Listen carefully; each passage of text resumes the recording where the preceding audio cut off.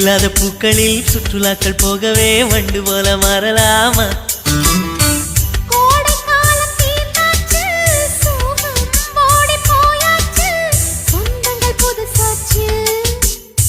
காட்டு மூங்கில் குழலாச்சு, காற்றும் கூட சேர்ந்தாச்சு, கற்பனை நிஜமாச்சு. ஒளிந்திருந்த புன்னகை இன்று ஒவ்வொரு நிமிஷமும் வெளியாச்சு. முகம் மறைத்த மேகங்கள் விலகி முழுமதி வெளியே வந்தாச்சு.